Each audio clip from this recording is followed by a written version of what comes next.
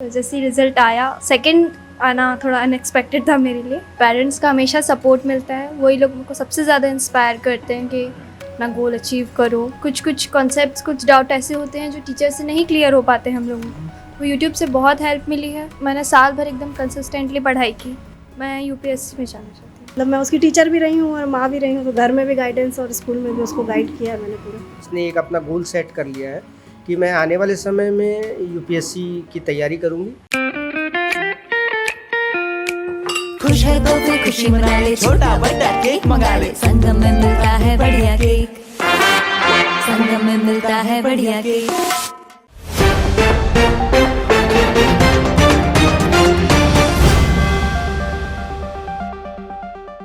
नमस्कार, तीरंदाज से मैं अभय तिवारी। छत्तीसगढ़ सीजीबीएसई की बोर्ड्स के रिज़ल्ट आ चुके हैं। हमारे बलौदाबाजार ज़िले से सेकंड नंबर पे कसडोल से कोपल अम्बस्ट आई हैं। आज हम उनसे डायरेक्ट बातचीत करने आए हुए हैं। तो कोपल अम्बस्ट, बधाई हो, आप पूरे छत्तीसगढ़ में सेकंड नंबर पे आई हैं। कैसा महसूस हो रहा है आपको? बहुत अच्छा लग रहा है, बहुत खुशी हो रही है। कैसा लगा जब आपको पता चला ये खबर आपको? तो किसने ब्रेक किया आपको ये खबर? हम लोगों ने टेलीविज़न खोल के रखा था, लाइव देख रहे थे हम लोग। एकदम बहुत एक्साइटमेंट हो रहा था और नर्वसनेस भी हो रही थी थोड़ी सी कि क्या आएगा रिज़ल्ट। और जैसे ही रिज़ल्ट आया, सेकंड आना थोड़ा अनएक्सपेक्टेड था मेरे लिए। आप स्वामी आत्मानंद से पढ़ रही हैं, तो 10th भी आपने उसी से किया था कि इससे पहले कहीं और आप पढ़ रही थी? नहीं जी, 10th में मैं नवोदय स्कूल से पढ़ी थी और 10th में मेरा 92.2% आया था। अच्छा, तो मतलब आप 90 स्कोर करने के आप आदी हैं। इस बार तो आप सेकंड भी आ गई हैं। आपको आप घर में कैसा माहौल है? घर में एकदम पढ़ाई के लिए मेरे को एकदम मोटिवेटेड माहौल है और डिसिप्लिन बनाए रखते हैं मेरे घर वाले, और पेरेंट्स का हमेशा सपोर्ट मिलता है। वही लोग मेरे को सबसे ज़्यादा इंस्पायर करते हैं कि अपना गोल अचीव करो और अच्छे से पढ़ो। अच्छा, सोशल मीडिया और यूट्यूब वगैरह का ज़माना है, तो ये पढ़ाई में भी काम आते हैं और डिस्ट्रैक्शंस के लिए भी बोला जाता है कि बच्चों के लिए। तो आपको क्या लगता है कि आप जैसे अब आगे के बच्चों के लिए आप क्या बोलना चाहती हैं? इनको कैसा यूज़ किया जाए, या डिस्ट्रैक्ट किया जाए, या फिर डिस्ट्रैक्शन के लिए यूज़ होता है, या फिर ये आप पढ़ाई के लिए भी इस्तेमाल करती थी? जी, मैं पढ़ाई के लिए भी यूट्यूब से बहुत हेल्प मिली है। बहुत सारे कुछ कॉन्सेप्ट्स, कुछ डाउट ऐसे होते हैं जो टीचर से नहीं क्लियर हो पाते हम लोगों को, तो यूट्यूब से बहुत हेल्प मिली है। और लेकिन ऐसा नहीं है कि सब चीज़ें यूट्यूब से ही पढ़ी जाएँ। टीचर्स जो पढ़ाते हैं उससे सुनो, और उसके बाद यूट्यूब में एक रिवीजन टाइप का करने से बहुत हेल्प मिली मेरे को। लेकिन डिस्ट्रैक्शन उसको मैं नहीं बनने दी, एक लिमिटेड टाइम के लिए यूज़ करती थी सोशल मीडिया। आप आत्मानंद में पढ़ रही हैं, तो वहाँ की फैकल्टी, स्टाफ वगैरह, आपको वहाँ की पढ़ाई कैसी लग रही है?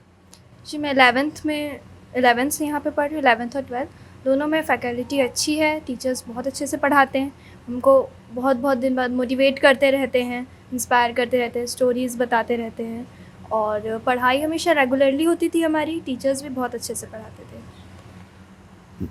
आगे आप कॉमर्स स्ट्रीम की हैं, जैसे आपने बताया कॉमर्स। अब आगे आप क्या, आपका एम है, क्या आप बनना चाहती हैं?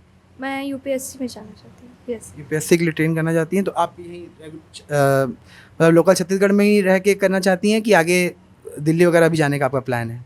अभी जैसे जो CVT एग्ज़ाम होता है उसके लिए मैंने भरा है। मेरा एग्ज़ाम आने ही वाला है, 15 को है। उसकी तैयारी कर रही हूँ। उसमें भी मेरा टारगेट यही रहेगा कि अच्छी यूनिवर्सिटी मिले, लाइक DU या BHU।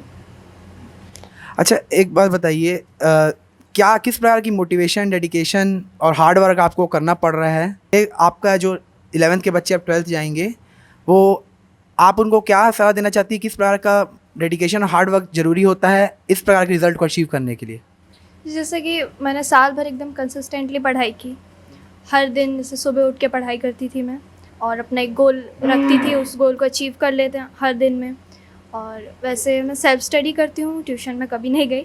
10th तक मेरी मम्मी ने पूरा मेरे को पढ़ाया है। 10th के बाद जब मेरी स्ट्रीम चेंज हुई कॉमर्स की, तो मेरे टीचर्स ने मेरे को बहुत सपोर्ट किया, और उनकी वजह से मेरा कॉमर्स स्ट्रीम में बहुत अच्छा।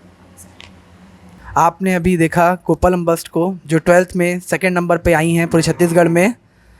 अब हम बात करते हैं उनके माता पिता से। उनकी माँ पूजा अम्बस्ट और उनके पिता कुणाल अम्बस्ट दोनों मौजूद हैं। मैडम, कैसा लग रहा है आपको? सर, बहुत खुशी हो रही है। बच्चे ने बहुत नाम रोशन किया हमारा, और मतलब एक्सपेक्टेड था कि टॉप 10 में आएगा, लेकिन सेकंड आने से तो बहुत ज़्यादा खुशी हुई है हम लोग को। कोपल ने बताया कि आप भी वहाँ पे शायद मैडम हैं, आप पढ़ाती हैं वहाँ पे, तो कैसा एक्सपीरियंस था? क्या आप किस चीज़ की टीचर हैं?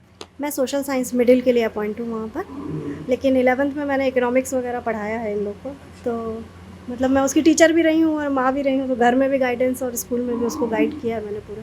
तो जैसे ये कह रही थी कि सेल्फ स्टडी से ही इसने अचीव किया है, आपको लगता है कि बिना ट्यूशन के सेल्फ स्टडी से भी बच्चे जिस प्रकार से मतलब कितना आवर का स्टडी आपने इसको करवाया और किस प्रकार का मतलब माहौल बना के रखा तो जो आज ये इसने ये अचीव किया है?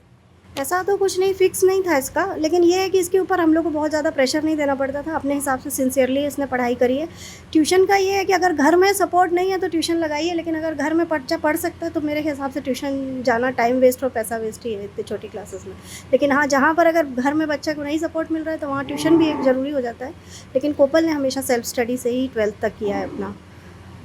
सर आप बताइए सर, आपकी बेटी ने आपका नाम रोशन किया है, पूरे छत्तीसगढ़ में सेकंड नंबर में आई हैं, आपके लिए बहुत गर्व का दिन होगा।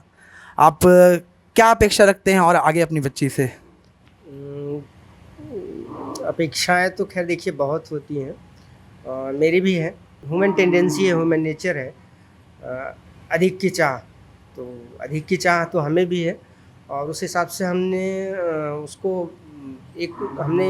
उसका माइंडसेट ऐसा कर दिया है, या उसने एक अपना गोल सेट कर लिया है कि मैं आने वाले समय में यूपीएससी की तैयारी करूंगी और एक अच्छा अफसर बन के एक अच्छा नागरिक बनने की कोशिश करूंगी। जैसे हम देखते हैं बहुत सारे बच्चों को कंसंट्रेशन में प्रॉब्लम होती है, कंसंट्रेट करने में। जैसे ही 10th के बाद 11th 12th आते हैं बच्चे, तो मोबाइल हो गया और भी दोस्ती आ रही, सोशल मीडिया, बहुत सारी चीज़ें हो जाती हैं जो उनको तो आपको क्या लगता है किस प्रकार से घर में ऐसा माहौल बनाया जाए जिससे कंसंट्रेशन जो है बच्चों की इस प्रकार लगी रहे और लगातार ये नाम रोशन करते रहें? असल अभी हम जिस युग में जी रहे हैं तो मोबाइल से हम बच नहीं सकते। हर चीज़ के देखिए दो पहलू हैं, हर जैसे सिक्के के दो पहलू होते हैं, पॉजिटिव होता है, नेगेटिव होता है, वैसे ही इस मोबाइल का भी आप अगर सही रूप से इस्तेमाल करें तो वो आपके पॉजिटिव में आएगा, अगर आप उसका गलत इस्तेमाल करेंगे तो वो आपके लिए नुकसानदायक रहेगा। अगर आप अपने फ़ायदे के लिए उसका इस्तेमाल करते हैं तो वैसा परिणाम मिलेगा जिसकी आपने कल्पना की होगी, और यदि आप अपने मार्ग से भटक जाते हैं, उसका गलत उपयोग करते हैं, तो आप अपने गोल से, अपने मार्ग से, अपनी पढ़ाई से पूरी तरह से विमुख हो सकते हैं। मैडम जैसे आपने बताया आप आत्मानंद में पढ़ा रही हैं, तो ये अभी देखा जाए तो अभी नई नई योजना ही है सरकार की, अच्छा कदम लगा आपको सरकार का? जी, बहुत अच्छा कदम है। इंग्लिश मीडियम स्कूल गवर्नमेंट नहीं था और इसी वजह से बच्चे पीछे हट रहे थे, क्योंकि हिंदी मीडियम स्कूल्स में हर कोई प्रेफर नहीं करता, आजकल इंग्लिश मीडियम को ही प्रेफर किया जा रहा है। तो ये गवर्नमेंट ने बहुत अच्छा एक चलाया, जिसकी वजह से काफ़ी प्राइवेट स्कूल के बच्चे इस तरफ को आए हैं, और टीचर्स भी बहुत अपना 100% दे रहे हैं। हम लोग की तरफ से भी बेस्ट हुआ है, प्रिंसिपल सर का भी काफ़ी अच्छा मैनेजमेंट रहा है स्कूल में, तो काफ़ी अच्छी स्कीम है ये, और आगे अगर ये कंटिन्यू रहेगी तो बच्चों को बहुत प्रॉफिट मिलेगा इसमें। स्पर्श मल्टी स्पेशलिटी हॉस्पिटल अब गैस्ट्रोएंटेरोलॉजी की सुविधा के साथ आपकी सेवा में, साथ ही दे रहा है एम्बुलेंस के लिए टोल फ्री नंबर की सुविधा 180030911616। तीरंदाज।